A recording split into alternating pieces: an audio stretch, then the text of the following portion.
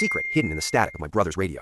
It started about 6 months ago, after my brother, Leo, was moved into a long-term care unit. A car accident had left him locked in. He could see, he could hear, but his body was a cage. Everyone said he was gone. My Aunt Sarah, she was the saint of the family. She took over his estate, sold his condo, and handled all the messy legal stuff so I could just focus on being a brother. She was always there, hovering. Leo was a huge tech geek. Before the accident, he'd always be messing with ham radios, so I started bringing his old portable receiver to his bedside.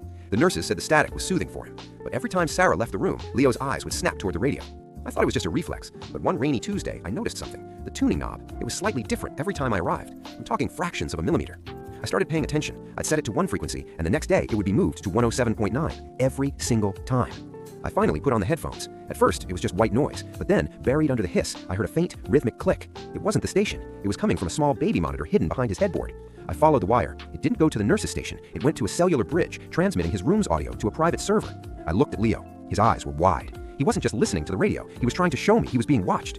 That night, I did a deep dive into the estate records Sarah gave me. I found a second set of books. She hadn't sold his condo for medical bills. She'd sold it to a shell company she owned for $1. She wasn't a saint. She was a scavenger, waiting for him to blink for the last time so she could finish the job. The next morning, I walked in with a lawyer. When Sarah saw us, she didn't even cry. She just left.